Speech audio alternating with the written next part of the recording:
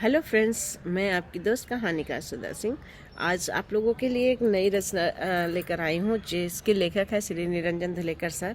और आज ये कहानी आप लोगों को बहुत पसंद आएगी। कहानी का शीर्षक है साड़ी। हाँ, साड़ी तो हास्य बैंक पर है और मुझे आशा है कि आप लोगों को बहुत पसंद आएगी। अगर पसंद आती तो please like comment and share कीजिएगा। दिन भर मनाए गए साड़ी दिवस को लपेटने के बाद मैंने रात में एकांत में साड़ी खोलने की कोशिश की। अरे भैया, मेरा मतलब है इस विषय पर संबंधित तमाम जानकारियों को एकत्रित करना शुरू किया। साड़ी भारतीय महिलाओं का एक प्रिय और संपूर्ण परिधान है। साड़ी की उत्पत्ति भारत में हुई और इस शब्द का जन्म संस्कृत के सट्टिका शब्द से हुआ, जिसका अर्थ है लंबे कपड़े की पट्टी। युग त्रेता हो या द्वापर, उस काल के काल्पनिक चरित्रों में महिलाएं यही परिधान ओढ़े दिखती थी, फिर चाहे वो सीता हो या द्रौपदी, अहिल्या हो या सबरी, या हो राजा हरिश्चंद्र की पत्नी।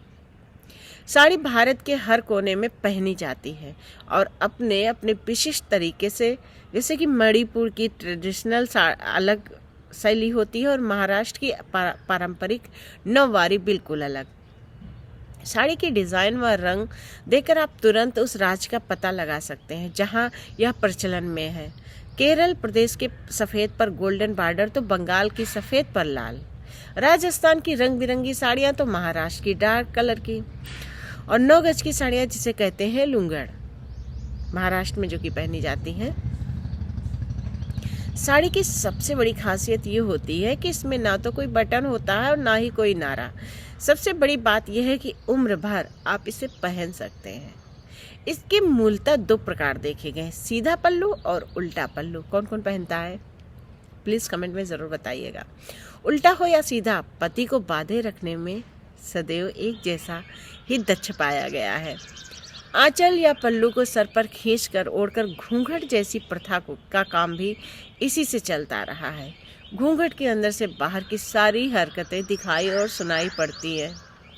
इस साड़ी के आंचल में कभी माँ की ममता छलकी तो कभी प्रेयसी की क्षमता।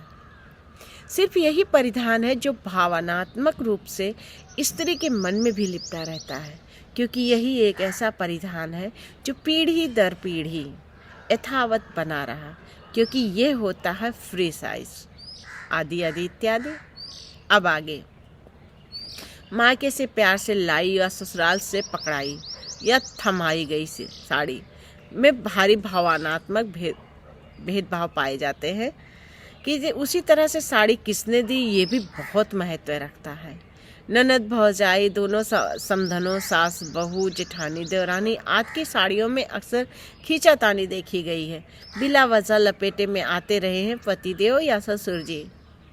जीजा जी द्वारा दी गई प्रेम भरी या लपटन सदैव ही उच्च कोट में गिनी जाती है। साड़ियों में रिश्तों में कहीं खटास पैदा की है साड़ियों ने, तो कहीं दिल जमाई भी की है। भेंट प्रदत्त साड़ी की असली मूल्य सदैव एक अनबूझ पहेली बनी रहती है। लोग अक्सर ना साड़ी जब लेते हैं तो पता नहीं कितने की होगी, मतलब कोई उनको आइडिया नहीं होता है। साड़ी वही उत्तम कहलाए जिसने शादी ब्याह रिसेप्शन आदि में अन्य महिलाओं को जलाकर खाक कर दिया। साड़ी पहनने की कला अपने आप में अद्भुत है, जिसे जैसे कि फिल्मों में राज कपूर ने एक नई पहचान दी। उन्होंने यह सिद्ध किया साड़ी में इतनी चुन्नट, पल्लू, लाग लपेट का टेंशन लेना आदि बिल्कुल अनावश्यक है। गांव वाले गरीब की फिल्म बेटियों ने साड़ी को घुटनों के ऊपर बांधने की कला इजाद कर सेंसर बोर्ड को टेंशन में डाल दिया था और यह सिद्ध कर दिया था कि साड़ी के संग ब्लाउज पेटीकोट की कतई आवश्यकता नहीं। इसी के साथ फिल्मों में यह भी सिद्ध किया गया कि मिनी साड़ियाँ शीतरोधक भी होती हैं, जिन्हें बर्फीली वादियों में बड़े आराम से पहना जा सकता है। साड़ी के उड़ते पल्लू में कभी सावन की घटाएं बरसी तो कहीं खुशबू के बादल घुमड़े। पर यह बात सच है कि उस लड़की से विवाह के पश्चात नायक उसी आंचल को पल्लू से हाथ नाक छींक पोंछता भी दिखाई देता है। कन्या दर्शन में भावी ससुर का एक प्रचलित प्रश्न ये भी रहा, लड़की साड़ी पहनती है या नहीं, और लड़की की माँ साफ झूठ बोलकर उस वक्त निकल लेती थी, क्योंकि वह जानती थी लड़की विवाह के पश्चात वही पहनेगी या नहीं भी पहनेगी वो वही पहनेगी जो दामाद जी को पसंद होगा, या वो तो उनके पसंद नापसंद पर होगा। इस बूढ़े की पसंद से हमें क्या टेंशन लेना। साड़ी परिधान में कन्या की उम्र में इजाफा स्वतः ही होता देखा गया तथा छोटा ब्लाउज अचानक परिपक्व दिखाई पड़ गई। कुछ साड़ियाँ हवादार यानी फूली हुई कहलाई तो कुछ को चिकनी फिसलन वाली के नाम से जाना गया। उसी तरह कुछ को भारी का दर्जा मिला तो कुछ को फरफर होने का दाग भी लगाया गया। कालांतर में साड़ी परिधान संग क्लिप, हुक व पिंस जैसे औजारों का प्रयोग भी इसमें किया जाने लगा, ताकि बड़ी मेहनत से बांधी गई साड़ी कहीं आसानी से खुल ना जाए। साड़ी के कारण भारतीय समाज में रोजगार के अनेक अवसर उपलब्ध हुए, जैसे रफूगर, पीको, फॉल लगाने वाले, बर्तन बदलने वाले, ड्राई क्लीनर्स, साड़ी विक्रेता, पेटीकोट मैचिंग, ब्लाउज मैचिंग व पुरानी साड़ियों से पर्दे और झोले, नारियात बनाने वाली बड़ी बड़ी अलमारियां भी बनाने वाले इसमें शामिल हुए।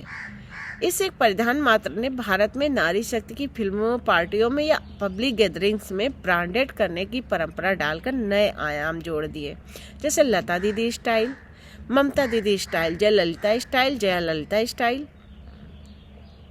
या जया स्टाइल, सायरा बानो स्टाइल, जीनत या मंदाकिनी स्टाइल।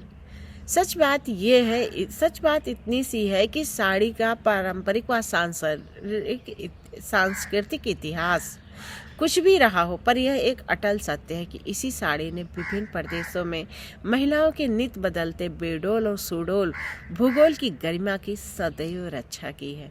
इत साड़ी पुराण समाप्तम अस्तु। तो ये है निरंजन धुलेकर सर की कहानी, और आप लोगों को अगर पसंद आती है तो please like, comment and share कीजिएगा। सर की कहानी को ढेर सारा प्यार दीजिएगा। और सच में साड़ी की जो परिभाषा इन्होंने लिखी है ना, तो मेरा दिमाग भी चकरा गया। इतना तो हम औरतें भी नहीं सोच सकती जितना सर ने लिखा है। और बहुत अच्छी, बहुत प्यारी कहानी नहीं कह सकते इसको, साड़ी के बारे में इन्होंने जो लिखा है। साड़ी के इतने रूप होते हैं, ये तो मुझे आज पता चला, और आशा करती हूँ आप लोगों को भी आज ही पता चला होगा। तो अगर ये कहानी पसंद आती तो please like, comment and share कीजिएगा। और सर की कहानी को ढेर सारा प्यार दीजिएगा। Thanks for watching friend.